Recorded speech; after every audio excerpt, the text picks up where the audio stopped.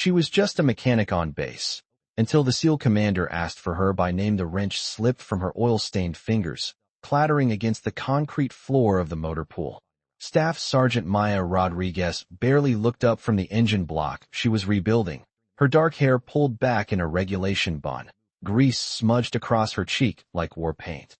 To anyone passing by the maintenance bay at Forward Operating Base Normandy, she was just another mechanic, invisible, unremarkable, forgotten among the machinery and spare parts that kept the remote Afghan outpost running in the unforgiving desert heat. The other mechanics called her Ghost because she seemed to appear and disappear without notice, always working the late shifts when most personnel had retreated to air-conditioned barracks, always volunteering for the maintenance jobs nobody else wanted. Officers walked past her workstation without a second glance. Even the senior NCOs treated her like part of the equipment, necessary for operations, but unremarkable in every other way. Just an old woman in faded coveralls until Commander Morrison asked for her by name. From which city in the world are you watching this video today? If this story intrigues you, subscribe for more untold tales of those who serve in silence. Maya Rodriguez stood patiently at the Forward Operating Base security checkpoint, her weathered hands folded in front of her worn flight suit. The fluorescent lights cast harsh shadows across her face, accentuating lines earned through decades of military service in some of the world's most dangerous combat zones. To anyone watching the routine security screening, she appeared like any other maintenance personnel, perhaps someone's aircraft mechanic or a civilian contractor seeking to navigate the complex military bureaucracy that govern life on a combat outpost. Nothing about her demanded attention or suggested importance beyond basic vehicle repair duties and routine maintenance tasks. The security officer behind the bulletproof glass partition barely looked up as he processed her credentials, his movements mechanical and bored after processing hundreds of similar personnel transfers throughout the week. After a perfunctory scan of her identification documents, he slid a temporary access badge through the small opening in the reinforced partition. "Sergeant, your temporary access badge for the command building. Please stay with your assigned escort at all times. Do not attempt to enter restricted areas without proper authorization. Photography is strictly prohibited throughout the facility." His tone suggested he had recited these standard security instructions thousands of times to thousands of equally unmemorable visitors who passed through his checkpoint daily. Maya took the badge and clipped it to her worn flight suit without comment or acknowledgement. Her eyes, however, moved with practiced efficiency born from years of tactical training, noting the positions of security cameras, the rotation schedule of the armed guards, the thickness of the reinforced security doors, and the blind spots that existed in the facility's defensive positioning. Old habits from her previous life as a night stalker pilot, habits she had never quite managed to suppress despite 5 years of trying to blend into invisibility. Lieutenant Stevens arrived exactly 5 minutes later, her polished appearance and brisk, efficient manner forming an immediate contrast to Maya's understated presence and deliberately unremarkable demeanor. Checking her electronic tablet with practiced precision, Stevens confirmed the visitor's identity with poorly disguised annoyance at being assigned what she clearly considered a routine and menial escort task.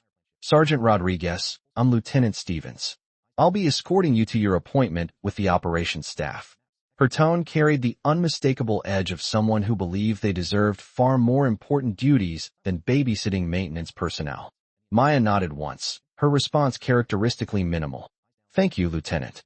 As they walked through the labyrinthine corridors of the heavily fortified command building, Stevens made perfunctory small talk designed more to fill silence than establish genuine communication, explaining base security protocols in a condescending manner that assumed Maya had never been inside a military facility of this classification level before. "We have multiple security levels throughout this facility, color-coded by clearance requirements and threat assessment levels. We're currently in the green zone, heading toward the restricted operations center. The layout can be overwhelming for civilian maintenance personnel who aren't accustomed to command facilities of this complexity. Just stay close and follow my lead." Maya said almost nothing during the extended walk, only nodding occasionally to acknowledge Stevens' explanations. Her eyes, however, continued their methodical and professional assessment of their surroundings, noting emergency exits, security camera blind spots, defensive positions, and the positioning of armed personnel throughout the facility. When they passed a newly installed biometric scanner with advanced facial recognition technology, her gaze lingered for just a moment longer than would be expected from a casual observer. "May I ask what brings you to the operations center today?" Stevens inquired, more out of protocol requirements than genuine interest in the answer. "Equipment consultation," Maya replied, her voice quiet, but carrying a subtle undertone of authority that Stevens either missed entirely or chose to ignore in her assessment of the visitor's importance.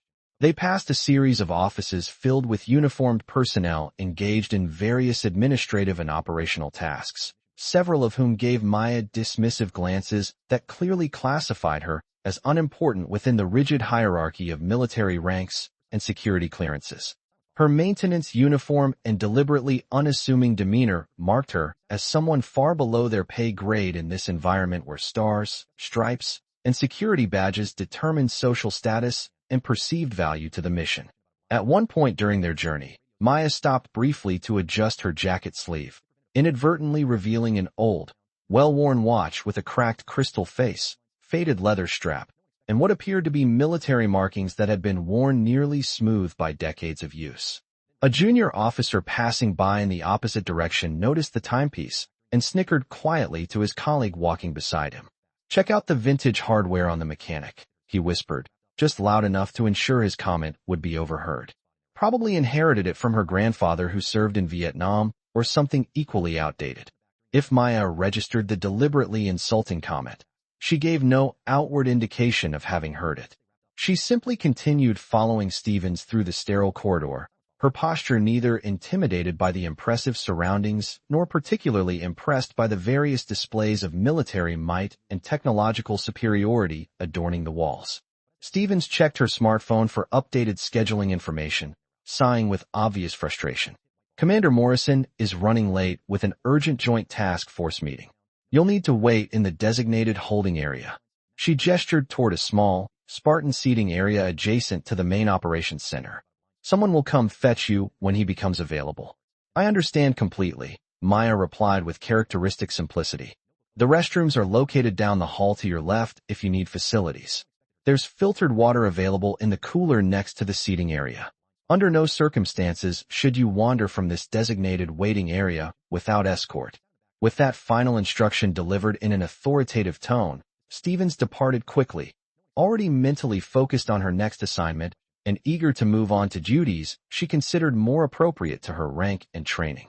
Maya settled quietly into the designated seating area, seeming entirely comfortable with being rendered invisible and forgotten by the busy military personnel moving through the area.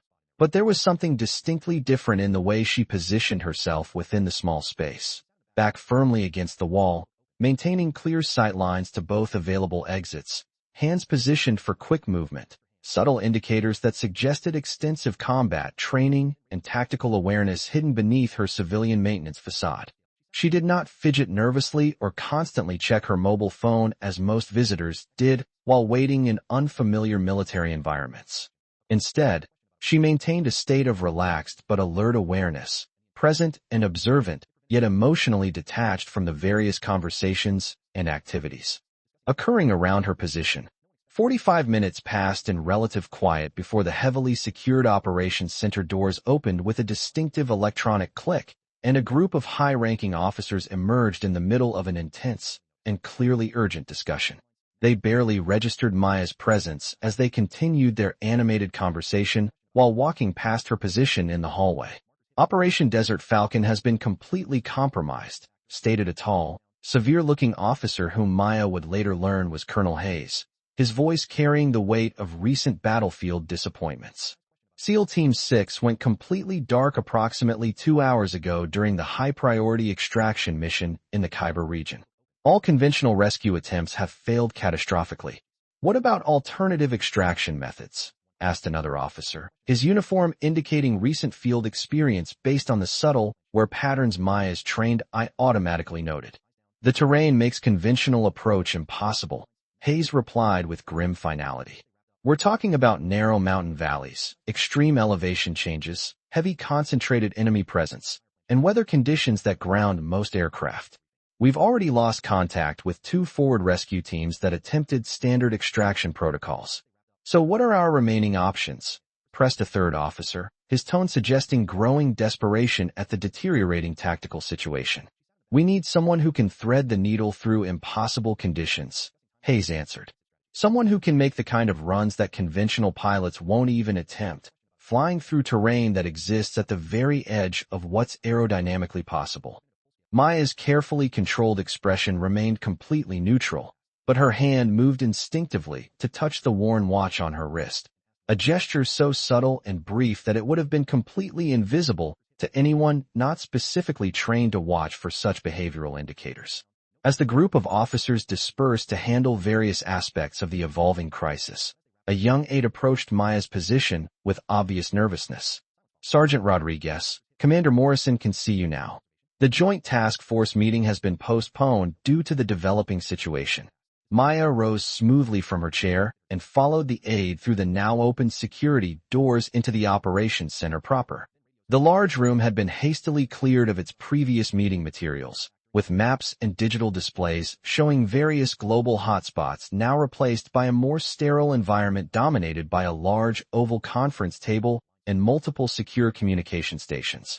Commander Morrison remained positioned at the head of the conference table, intently reviewing classified documents displayed on his military-grade tablet computer. His uniform bore the distinctive markers of someone with extensive special operations experience, and his posture suggested the controlled tension of a leader dealing with a crisis situation involving the lives of his personnel. Sergeant Rodriguez, he acknowledged without initially looking up from his urgent documentation review. I understand you've requested consultation time regarding aircraft maintenance specifications. I have extremely limited time available due to the current operational crisis, so let's make this meeting as efficient as possible. I genuinely appreciate your time under these circumstances, sir, Maya replied, taking a seat only after Morrison gestured for her to do so, her response reflecting both military courtesy and awareness of the gravity of the situation. Morrison finally looked up from his tablet with barely concealed impatience and obvious preoccupation with more pressing matters. So, Sergeant, what specific maintenance issue requires commander-level consultation? If this concerns standard vehicle repairs or routine maintenance protocols, there are established proper channels through the Motor Pool Administration that would be far more appropriate than requesting time during a tactical crisis. This isn't about vehicle maintenance, Maya interrupted quietly, her voice carrying a different quality than her previous responses. It was the first time during the entire interaction that she had spoken without being directly prompted, and something subtle but unmistakable in her tone caused Morrison to pause his multitasking and focus his complete attention on her for the first time since she had entered the room. Maya reached deliberately into her jacket pocket, retrieving a yellowed document sealed within a protective plastic sleeve, handling it with the careful respect reserved for highly classified materials. This concerns Operation Night Stalker, 2018. Karingal Valley Emergency Extraction. Morrison's practiced expression shifted almost imperceptibly, his eyes narrowing slightly as he processed the unexpected reference to what should have been classified information. I'm not familiar with any operation bearing that designation. Few people would be, Maya acknowledged with the quiet confidence of someone intimately familiar with black operations protocols. But you were the SEAL team leader who called for emergency extraction when your unit was pinned down by overwhelming enemy fire in mountainous terrain that was officially deemed impossible for helicopter operations. Morrison carefully set down his tablet, giving Maya his undivided attention for the first time since their meeting began. The casual dismissiveness in his demeanor had been completely replaced by sharp, focused interest. Before Maya could provide further explanation, the operations center door burst open with urgent force and Commander Morrison's senior aide entered rapidly, flanked by communications personnel whose body language indicated extreme urgency. His face carried the grim expression of someone delivering news that would fundamentally change the tactical situation. Sir, we have a critical situation developing that requires immediate command attention. SEAL Team 6 Alpha Squadron is currently trapped behind enemy lines with no viable extraction route. All conventional rescue attempts have failed due to impossible terrain conditions and overwhelming enemy resistance. Morrison immediately stood, his practiced, diplomatic demeanor instantly replaced by the focused intensity of a combat leader dealing with lives hanging in the balance. Complete status report immediately. Last radio contact occurred 37 minutes ago. Current intelligence indicates they're completely surrounded, taking increasing casualties, and will be overrun within the next 3 to 4 hours unless we can establish successful extraction. Every conventional military pilot we've consulted has stated definitively that the terrain makes helicopter extraction operationally impossible under current conditions. Morrison's eyes moved slowly to Maya, a growing sense of recognition and possibility beginning to cross his weathered features. Sergeant, what exactly did you say your primary area of expertise was? Maya met his increasingly intense gaze with steady composure. I didn't specify, sir, but I believe you may already know the answer to that question. The atmosphere within the Secure Operations Center shifted dramatically and instantaneously. Morrison moved closer to Maya's position, his voice dropping to ensure complete privacy despite the presence of his staff. I need you to show me your hands, Sergeant, he said quietly, his tone carrying the weight of someone who suspected they might be looking at a solution to an impossible problem. Maya extended both hands, palms upward, without question or hesitation.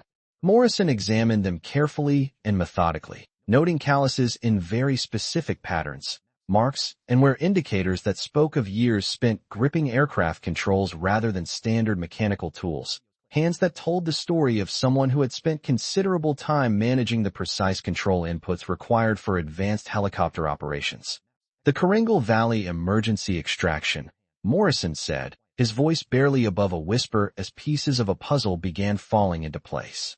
You're the pilot who successfully flew through mountain passes that every aviation expert in the military had declared completely unsurvivable under combat conditions. Maya's carefully maintained calm demeanor remained unchanged, but something subtle shifted in her eyes. That specific mission remains classified at the highest levels, sir. Morrison reached for a secure communication device mounted discreetly within the conference table, pressing a complex sequence of buttons that activated advanced privacy protocols throughout the operations center. Electronic countermeasures engaged, creating a secure environment where their conversation would be protected from any possible surveillance or recording. Everything we discuss from this point forward is now compartmentalized under special access protocols, Morrison explained. Sergeant, I need a direct answer to a direct question. Are you currently qualified for special operations aviation duties? For the first time since entering the facility, Maya's carefully controlled composure showed the slightest hairline crack. The question she had been successfully avoiding for the past 5 years hung in the air between them, like an unexploded ordnance requiring careful handling. I've been out of active flight status for an extended period, Commander, she replied, her response technically accurate but clearly evasive. That's not what I asked you, Sergeant. Morrison pressed, his voice carrying the unmistakable authority of someone completely accustomed to receiving direct, unambiguous answers to critical questions. Can you still pilot a Black Hawk helicopter through terrain conditions that no other military aviator will attempt? Maya's gaze drifted downward to her worn timepiece, its cracked crystal face reflecting the harsh fluorescent lighting of the operations center.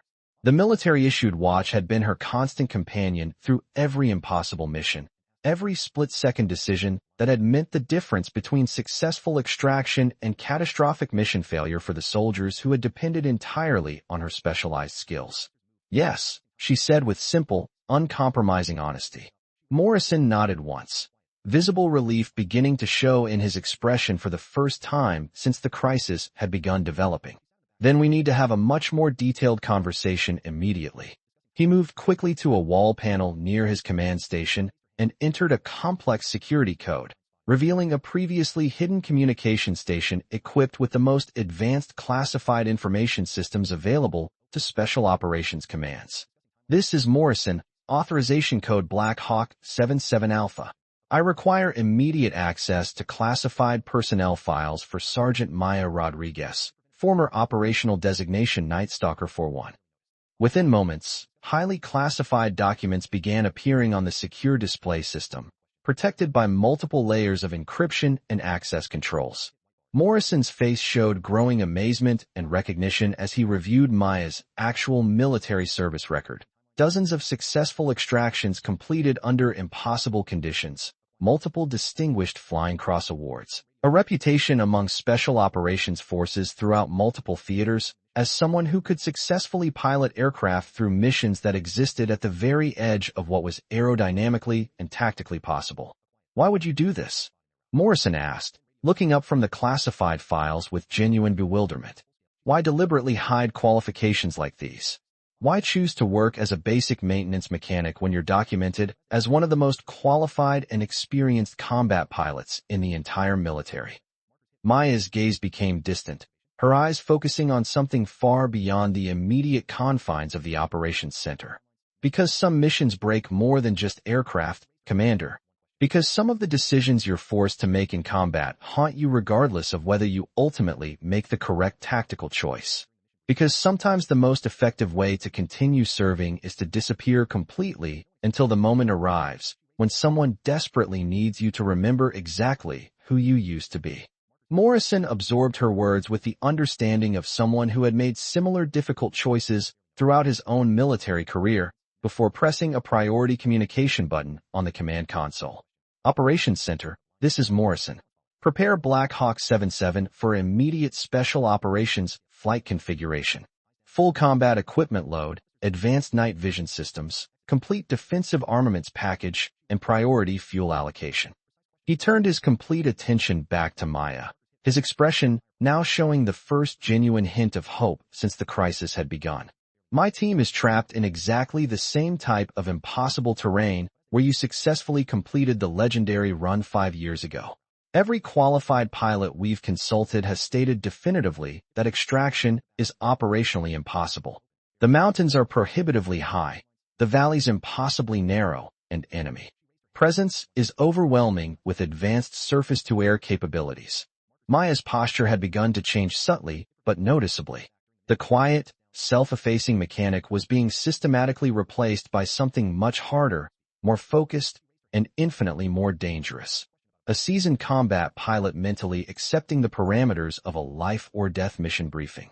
Current weather conditions and atmospheric factors? She asked, her voice taking on the crisp, analytical efficiency of someone extensively trained for making rapid life-or-death decisions based on incomplete and constantly changing information. High-velocity winds exceeding safe operating parameters, severely limited visibility due to seasonal dust storms, temperature dropping rapidly after sunset, creating additional atmospheric challenges. Enemy forces are equipped with shoulder-fired surface-to-air missiles and have advanced intelligence indicating our probable rescue attempts. Available time frame for mission completion? Approximately 4 hours before our people are completely overrun, Morrison replied with grim honesty. Possibly less, depending on ammunition conservation and casualty escalation. Maya stood with fluid, purposeful movement that spoke of muscle memory returning after years of dormancy. I'll require an experienced crew chief and complete tactical mission briefing with current intelligence updates. And Commander, she paused, meeting his eyes directly. I'll need my previous operational designation officially reinstated. Morrison's expression finally showed the first genuine hint of optimism since the crisis had begun developing. What was your operational call sign, Sergeant? Maya straightened to her full height, her entire demeanor undergoing a remarkable transformation from anonymous maintenance personnel to seasoned combat aviator. The change was dramatic and immediate, shoulders squared with military bearing, eyes sharp and focused with renewed sense of purpose and unshakable professional authority. Wraith, she said, her voice carrying the quiet confidence of someone who had earned their reputation through successful completion of missions others considered impossible. Operational call sign Wraith. The operations center immediately erupted into controlled but intense activity as personnel throughout the facility began preparing for an emergency extraction mission of the highest priority. Maya found herself positioned at the center of all preparation activities, no longer invisible or forgotten, but now the critical focal point around which the entire rescue operation would revolve. Commander Morrison approached her position as she began reviewing detailed mission parameters and current intelligence assessments. "The impossible run," he said, his tone carrying both hope and apprehension. "Do you think you still remember how to make it work?" Maya's eyes were already engaged in complex calculations, mentally plotting flight paths through impossible terrain, systematically assessing operational risks, and planning multiple contingencies with the methodical analysis that had kept her alive and successful through dozens of previous combat missions. Her hands moved unconsciously, muscle memory preparing for aircraft controls she hadn't physically touched in over 5 years.